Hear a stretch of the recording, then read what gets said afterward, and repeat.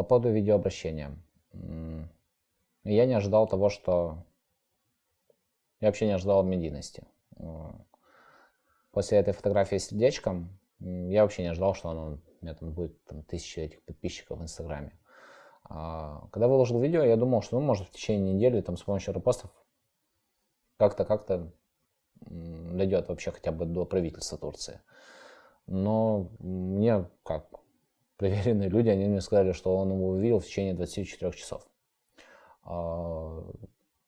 Люди перевели видео, сделали, там у меня был текст под самой публикацией. Люди сделали субтитры, люди перевели видео на турецкий язык и перенаправили его непосредственно Реджепу Таyyипу Эрдогану. Насколько я знаю, в этом немало усилий приложил именно Меджлис крымтатарского народа, насколько мне известно. Лично мне он в Инстаграме не ответил.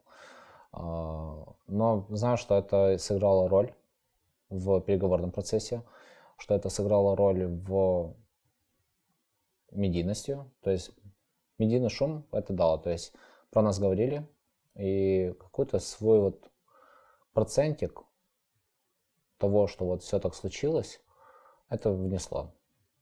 Но я знаю то, что он его видел, это видео в течение 24 часов с момента публикации.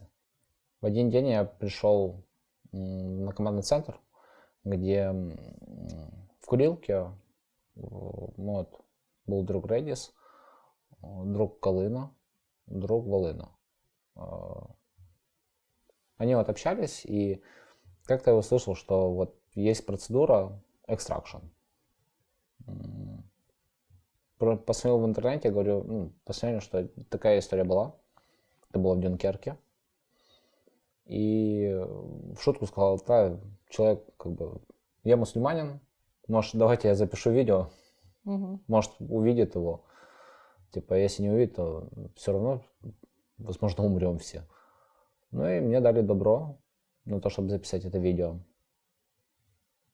Через 15 минут я записал это видео, принес показать, можно ли публиковать это, и мне сказали, публикуй.